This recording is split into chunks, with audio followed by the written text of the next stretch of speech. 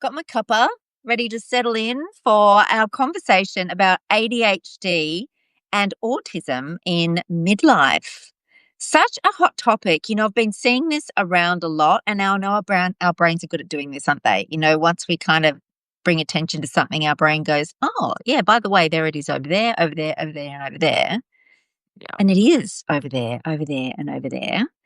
In previous editions, whatever we call a podcast episode, I think, we've had the lovely Kirsten Baus come in and talk to us about ADHD in midlife, because she's a clinical and forensic psychologist, and she sees patients and is in this space a lot more than you and I are. And she had a fantastic chat with us, didn't she, about So how good. do you know?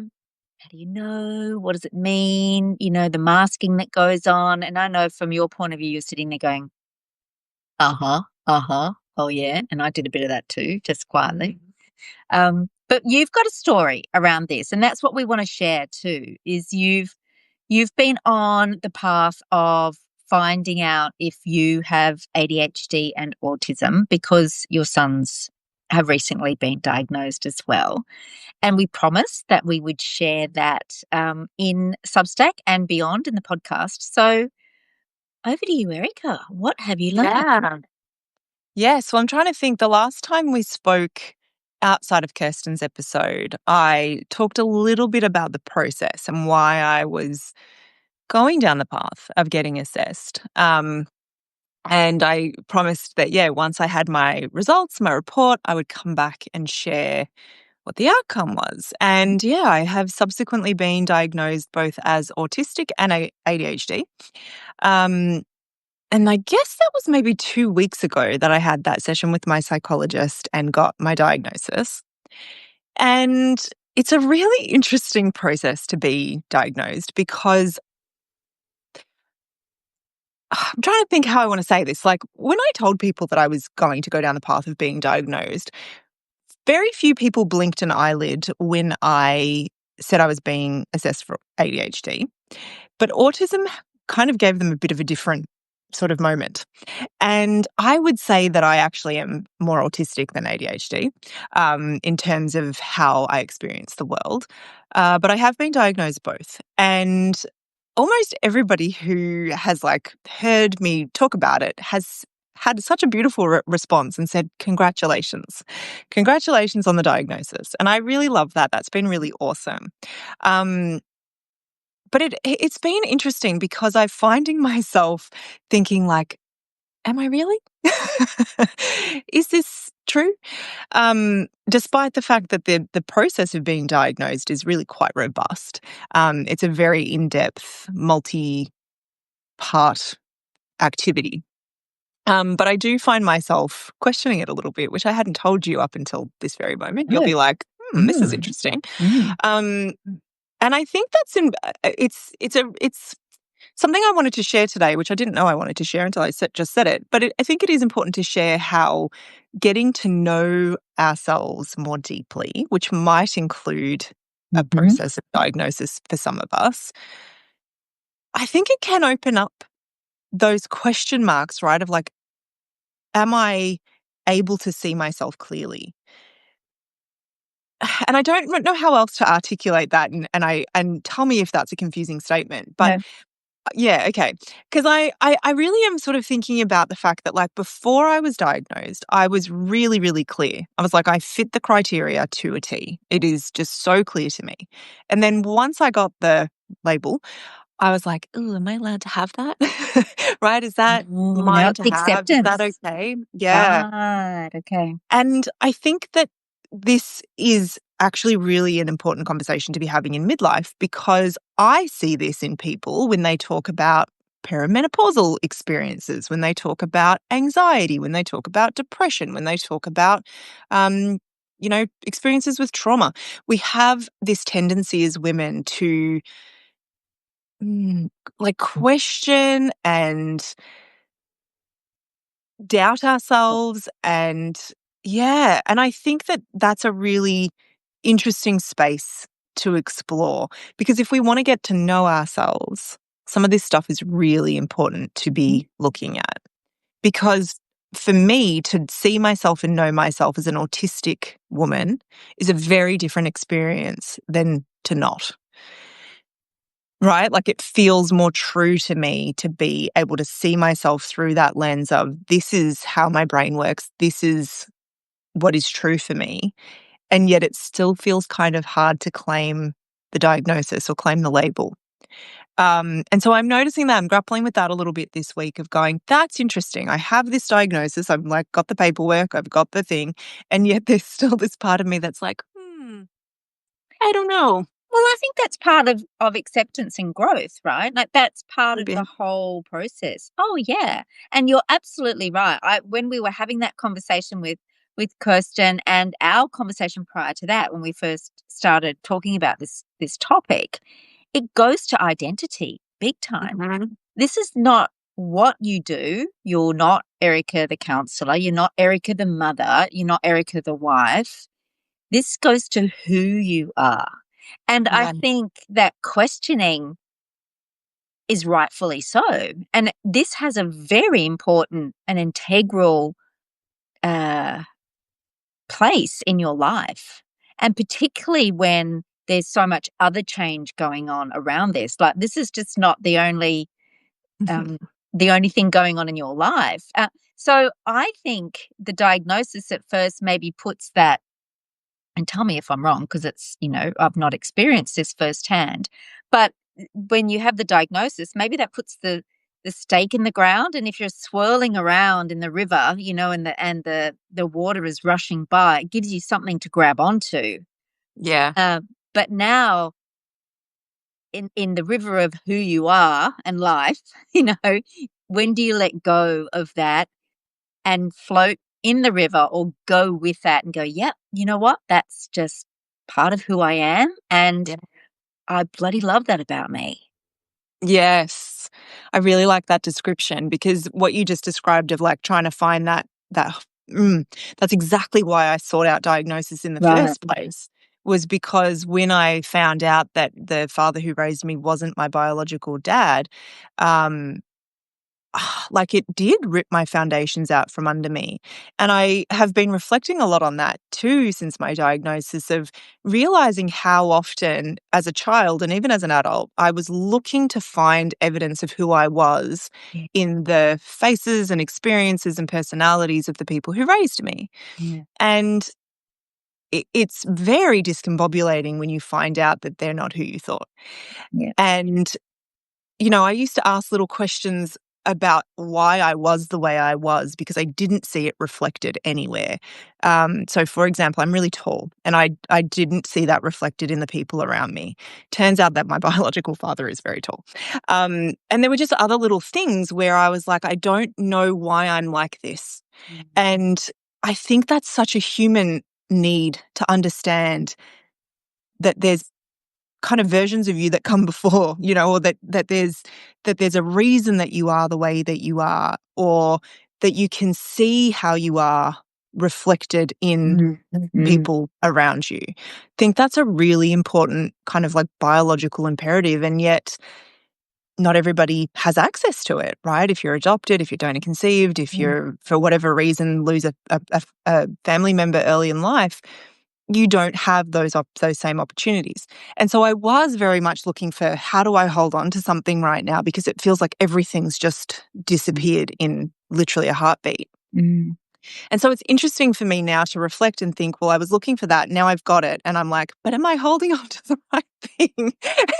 It's like, is this the right thing that I'm supposed to hold on to? And I notice myself now looking again and going, well, what else explains who I am and how I am? And You want to know which is, more now. Yeah. yeah, which is really interesting. And it's made me think about how important it is that we have ways of explaining ourselves and understanding ourselves, but how it's equally important that we don't define ourselves by any one of Mm. those things. Are those And so I labels? think, Yeah. yeah, I think that's where I'm grappling at the moment. It's like, yes, I'm autistic. Yes, I'm ADHD. And, right, all these other things. And, yeah, I just think it's such an interesting space to be in. And I'm grateful that I can see it from that Mhm, perspective, right? mhm. Of just being kind of curious, because that's one of my top values. Um, and so to be able to see it from that place of curiosity and not feel defined by it, but feel understood in that through that label, I guess, and through that lens. Mm, Um, and so in some ways, nothing's changed, mhm. right? Like I got the diagnosis a couple of weeks ago and nothing's really changed. Except for one thing I've noticed. I was doing some co-working with a friend earlier, and I noticed myself just being a lot more myself. Um, and I sort of looked up and looked at him and I was like, I just noticed that I'm like really not hiding who I am. And that felt really good. Like I was muttering to myself and being silly and whatever. And I thought, yeah, I don't think I always give myself permission to be all of myself because it Yeah. feels a bit silly sometimes. And so I think that's the only thing that's really starting to change for me is that through that diagnostic process, I think I am giving myself permission to be more of who I actually am. Yeah. So I haven't changed at all, but I'm willing to show parts of myself maybe that didn't feel so like safe to show in the past, maybe. Yeah. Yeah. I love that. I love that. I think that's wonderful. It's what a gift that is. Mm, And I guess it could go either way, right? I love that you're giving yourself permission now to be more of who you are and to express that because, in the past you have felt that that wasn't something you were able to do readily, mm, particularly growing up. But now you're embracing more of who you are. Through the what am I as well, so all those labels are the what really, aren't they? The roles, the yeah. labels, however you want to describe it, but they're more the what. But I love that the who is something that you are loving more and more because there's a Mm, lot about you to love, right? And it's great that you can appreciate that a bit more. And if the diagnosis has helped you to get there, and it's just started, right? As you said, this has just mm. been a very recent thing.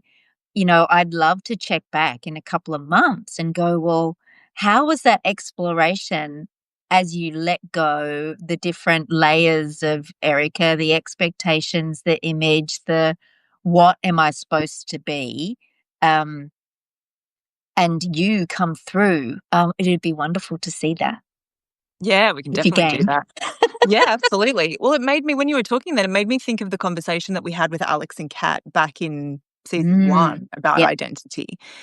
And we were talking about how midlife can be this time where you start to question that, right? And kind of start to peel back the layers of things that don't serve you anymore and sort of start to see where am I living out my conditioning or my expectations rather than like my truth.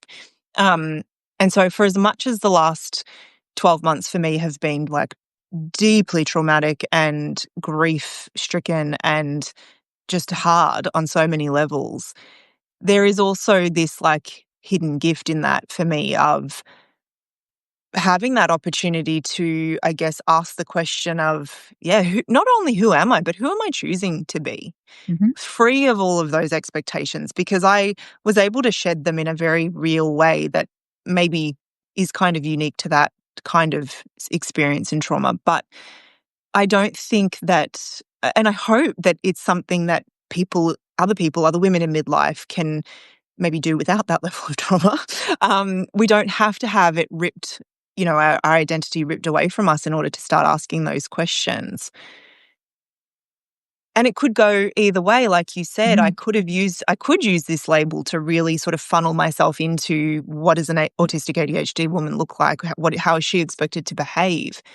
But I must admit, for me, it's really opening me more to the question of like, okay, if I were to just continue to take off the masks that I don't even think I knew I was wearing, what do I find underneath? yeah. Because none of those masks were intentional. No. They never are, right? They're a Like we mechanism for just coping. That's right, a mechanism for coping, a mechanism for feeling included, a mechanism for Mm, feeling safe, a mechanism for, inclusion in your spaces. Um, and yeah, I don't think I knew that I was wearing half of them. mm. So yeah, I guess that's like for anyone listening that is like, yeah, identity is like a thing for me. I don't know who I am. I don't know what I want. I don't know, where I'm going. Midlife can be such a sort of tricky time for that, right? These questions of like career and image and like what we want. And it can feel really scary, I think. And I know that I've had a lot of fear in the last 12 months of like, yeah, like who actually am I? What does all of this mean? Um, but there's something very beautiful that can come, I think, with sitting in the discomfort of that Yeah. and loving yourself enough to just step by step see what's there. And if you can meet it with a really open heart and a lot of compassion and a ton of curiosity, then yeah, maybe you actually land on someone that is surprising to you, but in the best possible way. I don't know. I mean, What I a feel beautiful excited. formula. Yes, I love Yeah. that. That's a beautiful formula. That blend of open-heartedness, kindness, and curiosity to Mm.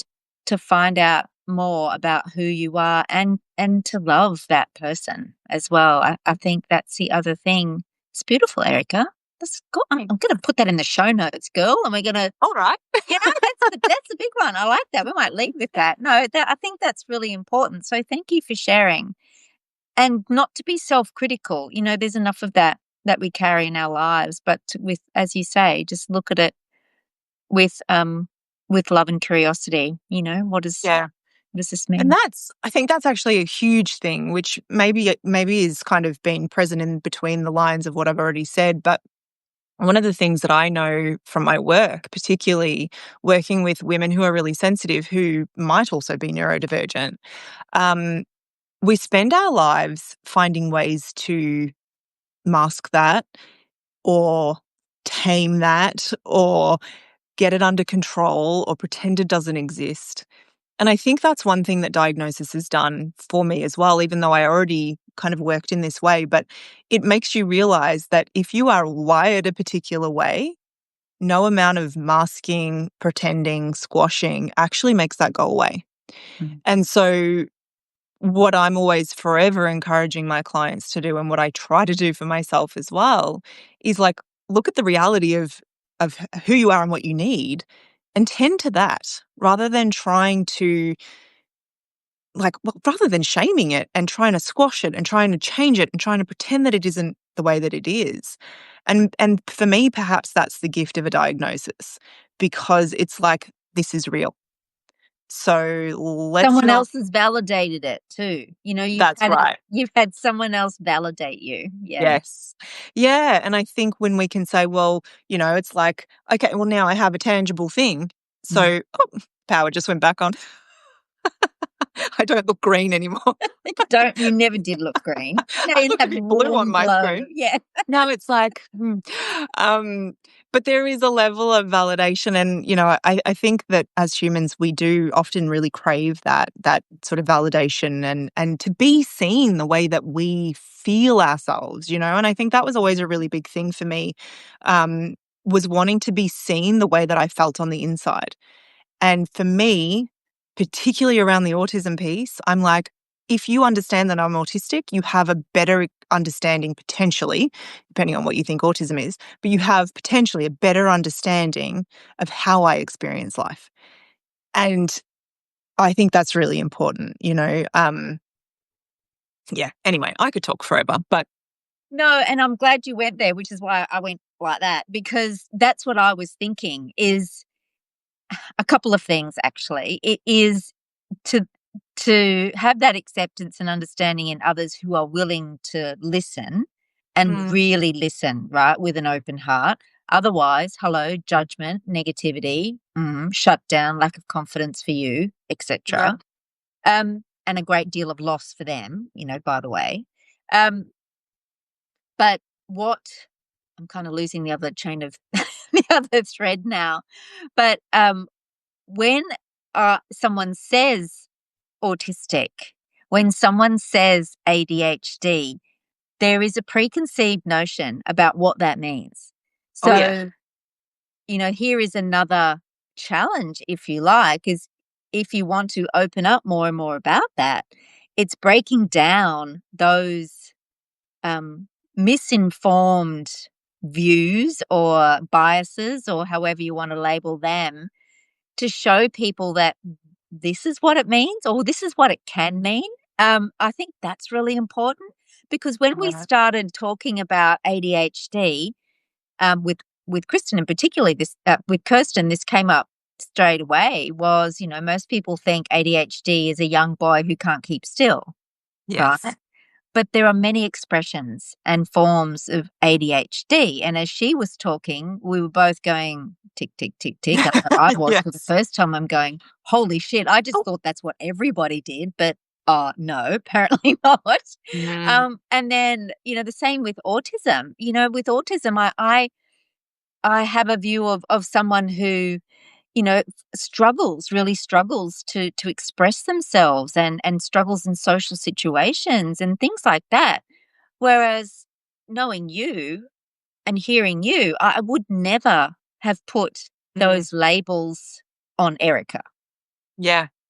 Now, I know there's a lot of masking going on and all, but it also is my ignorance. My ignorance and the ignorance that's out there is there's a lot more to this than what we've been told, or typically Yeah. been out there. And I think, hello, that's a whole other mission. But do you think you could take 5 minutes? And I know you've got to go because you've got a client to see and something else to do. But um, one of the conversations we had after the last talk was how ADHD and autism collide.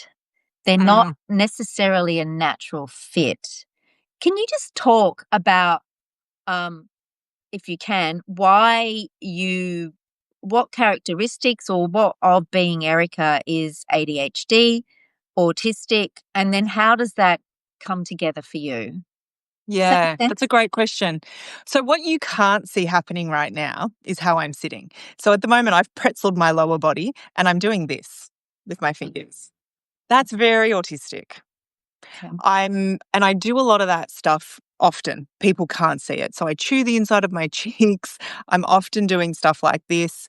Um, I really can't stay still typically. So even though to anybody watching, I've been still this entire time, I haven't been. Right. I'm almost always doing something with my hands or my feet. I have to change position a lot. So that's a little bit ADHD as well in terms of Mm. having to change my position. But this sort of stuff is also quite autistic. Um, but there's a lot of cloudiness in terms of what the overlap is, because my understanding from the statistics is that for a woman with autism, about 70% will also be ADHD and vice versa. Right. So oftentimes I'll look at stuff online and they'll be like, this is ADHD. And I'm like, I thought that was the autistic part. And Mm. so it's not very clear. There's this woman in America called Lindsay Macareth, and I really, really love her. She's actually on Substack. She's a Substacker and she does brilliant work. And she talks about neurocomplexity rather than sort of Mm. neurodivergence. And I love her approach because she's sort of like being autistic ADHD is almost like a third neurodivergence, right? Or a third type. Um, and so I don't know if I can always pull them apart. But in terms of like a really obvious one, I find like social situations quite anxiety provoking. I can do it because, I'm a 42-year-old woman. I've had a lot of practice, but I find social situations can be very overwhelming for me. But my ADHD side is like a real oversharer, will talk and talk and talk sometimes. So, there's that kind of conflict, I guess, sometimes for me of like, I didn't want to say anything and yet stuff came out of my mouth. Or I wanted to kind of be this quiet person in the background, but I somehow ended up being the center of the conversation when I didn't really want to be. Or like, I have a tendency to say yes to too many things. And that's probably more that ADHD perfectionist, people pleasing kind of want to do a lot of things, want to have my hand in every pie. But then the autistic part of me is like, that is so deeply overwhelming. And I need to be alone and I need more downtime and I need, all of the things. So um, they can definitely be more, it's almost more a push-pull, like where the ADHD will pull me, the autism might sort of try and take me in another direction. But I do really think it's kind of hard to separate them, because I think it's more like they're not things that you have, because they're not things that you contract, right? Like it's not like a disease that they're like, oh, we can see that you have this thing. It's just a different way of being wired, and it's not a wrong way. It's just different. Different. So it's like, it's not even like you've put two things together. It's just that's how you are, and it happens to meet the criteria for both of Right. these things. Right. Because if you think about it, at the end of the day, this is not something you take a blood test for. It's a checklist. It's ultimately a checklist. And if you meet the checklist, you get a diagnosis. If you don't meet the checklist, you don't. And so it's a human construct. And the checklist could be different too, with different and it used to be. Yeah, and that's the thing. It used so when you think about that sort of stereotypical view, I guess, of what it means to be autistic, yeah, it's a much higher level of need than I have. But at the same time, I do have a level of need that is perhaps higher than somebody who isn't autistic. I have been married to my husband for 21 years nearly, and I would say that I am as functional as I am, in part because I've had his support for that amount of time. I don't do everything on my own at all. Running a home feels often very overwhelming to me, but he's very good at it. So in terms of like that, and I think that's part of the reason why I have doubted it as well, because I also have a view in my mind of what it means to be autistic, and I don't always meet that. Right. And so that's part of it for me too, is going, oh, but if that's autism, then this can't be. But I also often come back to, depth of processing, thinking deeply about things. I think that at some point, and Kirsten mentioned this as well, at some point our definition of all of this is going to shift. Yeah. Because we think it's this much of the population, but I just don't think that's true. I really do not think that's true. I think what we're going to do is it's going to expand. And at the moment, the way the world is built isn't really great for people who are autistic ADHD. And so it does feel limiting, right? Because you're kind of working within a system that isn't built for the way that you are. Yeah.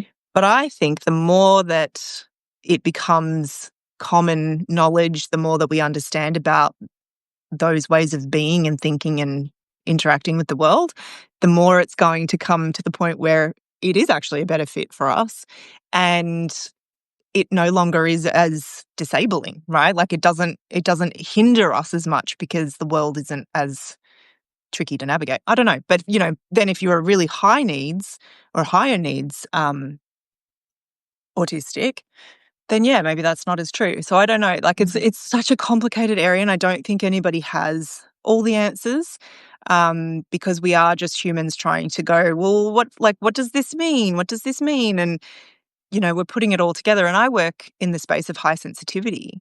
Yeah. And so there'd be plenty of people who would say, well, you're just highly sensitive. And yeah, sure, that too. I'm both. And it doesn't necessarily mean that every highly sensitive person is autistic or ADHD, but maybe it's a similar spectrum. There's so many unknowns. And so that's where I go, these labels can be helpful and the diagnoses can be helpful, but then we have to start to trust our actual experiences of who we are and use those things as support and, like you said, something to potentially kind of find our footing with.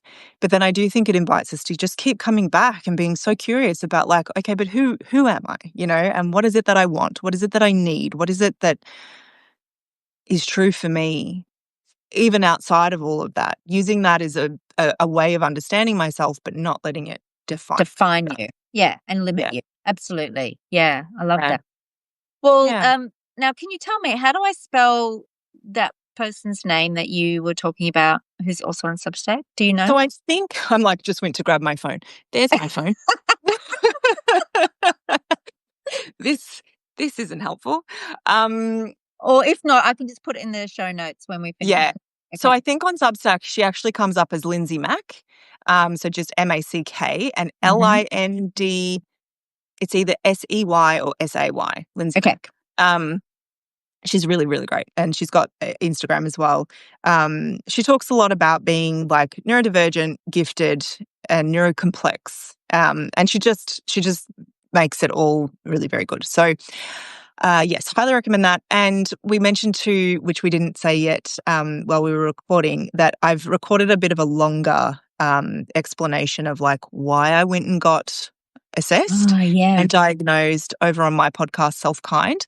So we'll pop the link in there too. If anybody's like, I'm really curious about what this process, like why you did this and how it's been helpful, you might find that episode interesting as well. So we can link that. Great idea. I love that. Yeah, let's do that. I'll definitely put that in. And you never know, maybe Lindsay Mack would like to come in and have a chat. Because I love this topic so much. I think Actually, I know she doesn't do podcasts. So no, maybe, but you know, maybe we can change her mind. We'll see. take it on as a mission. But I just love this on so many levels. The topic ADHD and autism, but you know the exploration and growth and identity in midlife. To me, Yeah, that's what it's equally, if not more, about. You know, so 100%. Couldn't yeah, agree more. let's Yeah, do more about this. So that's yeah. fantastic. Well, Yes, because I congratulations, would like you. to ask you where your brain's gone since our chat with Kirsten as well. So maybe we can talk about that in the future because I know you had a few moments of like, "Ooh." Yes, So I maybe did. we can go there too. That sounds great. Yeah, let's do that soon. Yeah, sounds great. Thank you, Erica. Thank you for being brave and going out there and talking to You're us welcome. about this as well. Because, like you said, the more conversations we have, the deeper the understanding, more inclusion and acceptance, and all the wonderful things that go with that. So, thank you for opening up. You're so welcome. It's always so Thanks, good to everyone. see you. Okay, bye. Bye.